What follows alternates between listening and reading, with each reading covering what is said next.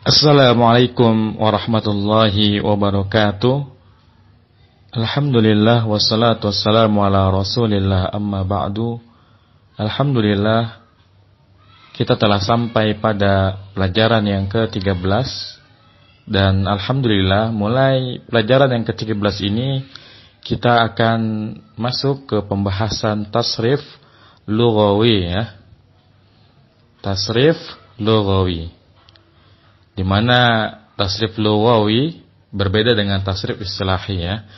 Kalau tasrif istilahi itu perubahan kata dari satu bentuk ya, dari fi'il madi ke fi'il mudhari ke masdar, ke isim fa'il, isim maf'ul, fi'il amar, fi'il nahi, isim zaman, isim makan dan isim alat. Sedangkan tasrif lughawi merupakan tasrif untuk bentuk kata yang sama tetapi ditinjau dari isim domirnya kalau untuk fi'il ya, atau ditinjau dari jenisnya apakah yang muzakkar atau muannas, atau jumlahnya apakah yang mufrad, tasniyah dan jama' untuk isim ya. Jadi ini bedanya tasrif istilahi dan tasrif lughawi. Jadi tasrif lughawi untuk fi'il tinjauannya adalah isim domir. Karena isim domir ada 14, maka tasrif fi'il madhi ada 14 tasrif lughawinya. Kemudian tasrif fi'il mudhari juga ada 14 ya. Akan tetapi tasrif fi'il amar dan tasrif fi'il nahi hanya ada 6. Kenapa? Karena kata perintah itu pasti ditujukan untuk kata ganti orang kedua ya. Kata ganti orang kedua, dan karena kata ganti orang kedua dalam bahasa Arab pada 6 ya. Anta, antuma, antum, anti, antuma, antunna. Maka bentuk fi'il amar dan bentuk fi'il nahi juga hanya ada 6. Adapun untuk isim, maka tasrif lughawinya perubahannya didasarkan pada jumlah, yakni apakah yang mufrad, tasniyah dan jama'. Dan yang kedua ada tinjauannya adalah jenis, apakah yang muzakkar dan muannas ya. Baik, pada dars yang ke-13 ini kita terlebih dahulu membahas tentang tasrif lughawi fi'il madhi. Ya, tasrif lughawi fi'il madhi sulasi mujarrad. Dan alhamdulillah, hal yang patut kita syukuri, untuk tasrif lughawi ini berlaku untuk seluruh bab ya. Bahkan untuk seluruh wazan yang ada 35 wazan ya. Artinya tidak ada perbedaan tasrif lughawi antara fi'il bab 1 dengan fi'il bab 2 hingga fi'il bab 6. Dan tidak ada pula perbedaan tasrif lughawi antara fi'il sulasi mujarrad dengan fi'il sulasi mazid, atau dengan fi'il rubai mujarrad, atau dengan fi'il rubai mazid. Jadi tasrif lughawi rumusnya sama semua ya, untuk setiap wazan dan untuk setiap bab sama semua. Baik, kita bahas yang pertama tasrif fi'il madhi ya. Kita menggunakan rumus fa'ala, ini berlaku untuk huwa ya. Kalau untuk huma kita beri alif di setelah lam fi'ilnya. Fa'ala menjadi fa'ala. Kemudian untuk domir hum, mereka, itu menjadi fa'alu. Kita berikan waw ya, waw sukun setelah lam fi'il, diberi harakat dhammah ya.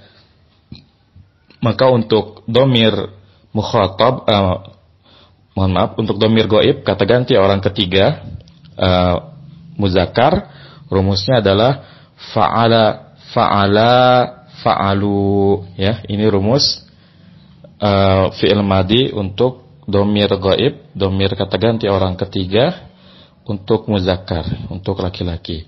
Fa'ala, fa'ala, fa'alu ya.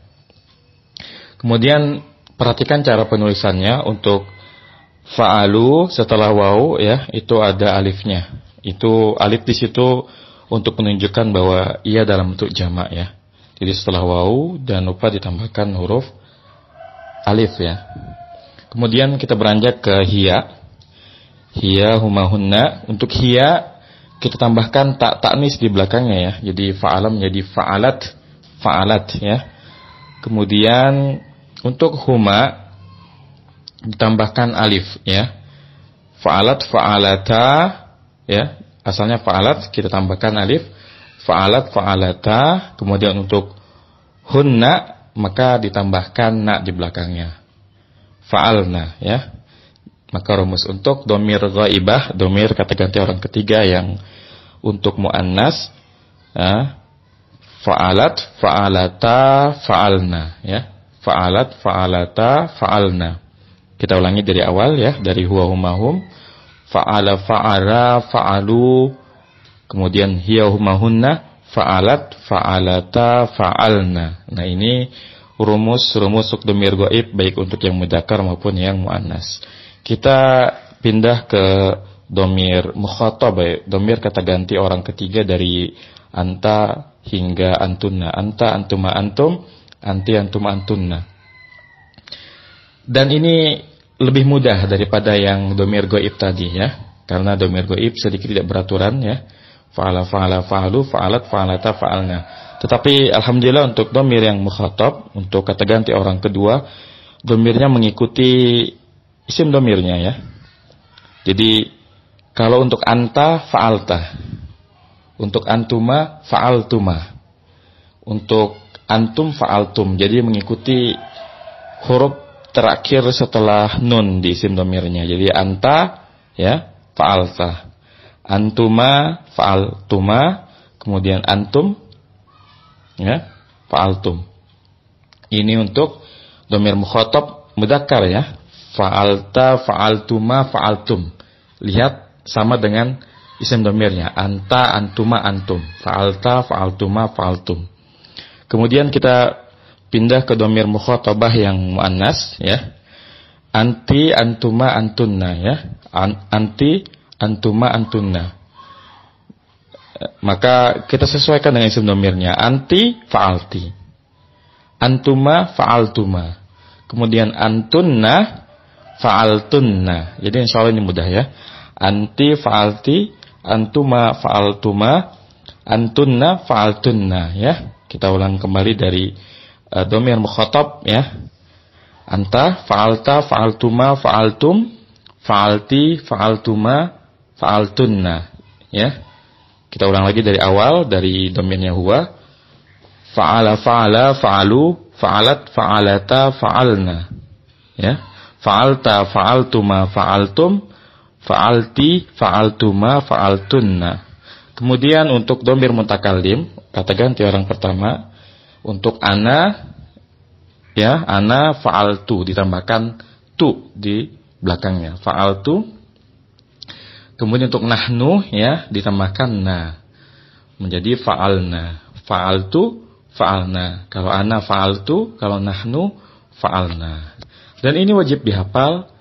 Insyaallah kalau kita udah hafal satu rumus ini, maka fi'il madhi apapun nantinya akan seperti ini. Artinya kita tidak memperhatikan baris huruf pertama, baris huruf kedua, tapi kita perhatikan adalah huruf ketiganya. Jadi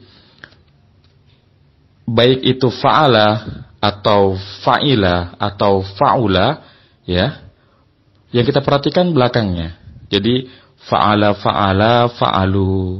Kalau fa'ula, fa'ula, fa'ula, fa'ulu. Kalau fa'ila, fa'ila, fa'ila, fa'ilu. Jadi rumus ini berlaku umum untuk seluruh fi'il sulasi mujarrad, baik yang wajannya fa'ala, baik yang wajannya fa'ila ataupun fa'ula. Bahkan ini juga berlaku untuk fi'il selain fi'il sulasi mujarrad. Sulasi mazid pun demikian ya. Misalkan salah satu rumus sulasi mazid adalah af'ala, maka af'ala, af'ala, af'alu. Jadi sama semua. Baik, kita sebutkan rumus sulasi mujarrad yang wazannya fa'ala. Fa'ala, fa'ala, fa'alu, fa'alat, fa'alata, fa'alna. Fa'alta, fa'altuma, fa'altum, fa'alti, fa'altuma, fa'altunna, fa'altu, fa'alna. Ini wazan tasrif fi'il madhi untuk fi'il yang wazannya fa'ala. Sekarang yang wazannya fa'ula ya. Kita perhatikan tidak ada perbedaan antara fa'ala dengan fa'ula. Kita tasrif fa'ula fa'ula fa'ulu fa'ulat fa'ulata fa'ulna fa'ulta fa'ultuma fa'ultum fa'ulti fa'ultuma fa'ultunna fa'ultu fa'ulna, ya. Tidak ada perubahan untuk huruf pertama fa fi'ilnya dan ain fi'ilnya. Yang berubah adalah huruf ketiganya di lam fi'ilnya. Kemudian fi'il yang wazannya fa'ilah, maka wazan tasrifnya fa'ila fa'ila fa'ilu fa'ilat fa'ilata fa'ilna fa'ilta fa'iltuma fa'iltum fa'ilti fa'iltuma fa'iltunna fa'iltu fa'ilna, ya. Jadi kalau kita perhatikan antara fa'ala kemudian dengan fa'ula dan fa'ila, seluruhnya sama. Artinya belakangnya sama semua. Begitupun dengan yang tasrif sulasi mazid, sama. Begitupun dengan rubai mazid dan rubai mujarrad, seluruhnya rumusnya seperti ini. Baik, kita ambil contoh ya untuk bab 1, misalkan kita ambil kata nasoro ya, nasoro telah menolong. Maka wazannya adalah tasrifnya adalah nasara nasara nasaru nasarat nasarat nasarata nasorna nasarta nasartuma nasartum nasarti nasartuma nasartunna nasartu nasarna. Ya, ini bab 1. Bab 2 kita ambil contoh, misalkan doroba telah memukul, doroba doroba dorobu dorobat dorobata dorobna dorobata dorobatuma dorobatum dorobati dorobatuma dorobatunna dorobatu dorobna. Ini bab 2. Bab 3 kita ambil contoh fataha telah membuka, fataha fataha fatahu fatahat fatahata fatahna fatahta fatahtuma fatahtum fatahti fatahtuma fatahtunna fatahtu fatahna. Ini bab 3. Bab 4 kita ambil contoh alima ya, telah mengetahui, alima alima alimu alimat alimata alimna alimta alimtuma alimtum alimti alimtuma alimtunna alimtu alimna.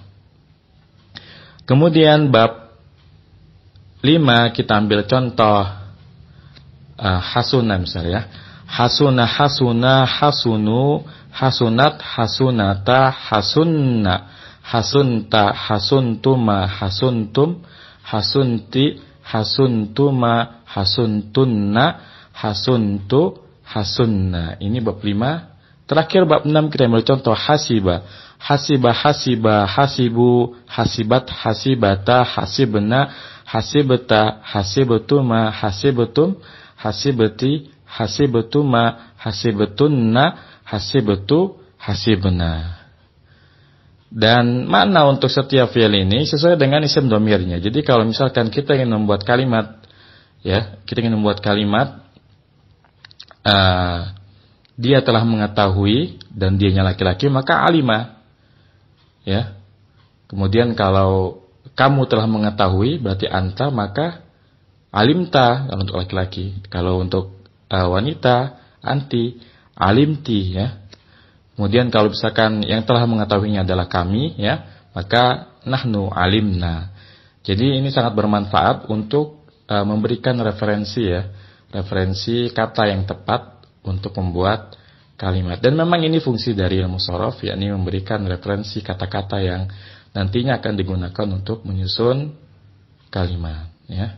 Dan sebelum saya tutup, kesimpulan dari pelajaran yang ke-13 ini, tasrif lughawi untuk fi'il madhi sama untuk seluruh wazan yang jumlahnya 35. Artinya tidak ada perbedaan wazan tasrif lughawi bab 1 dengan bab 2 sampai bab 6 sulasi mujarrad. Bahkan tidak ada perbedaan antara tasrif lughawi fi'il madhi sulasi mujarrad dengan sulasi majid dengan rubai mujarrad dan rubai mazid. Ya, saya rasa cukup untuk pelajaran yang ke-13 ini. Semoga apa yang saya sampaikan bermanfaat. Wassallallahu ala nabiyina Muhammadin wa ala alihi wasallam. Subhanaka wa bihamdika asyhadu an la ilaha illa anta astaghfiruka wa atubu ilaik. Wassalamualaikum warahmatullahi wabarakatuh.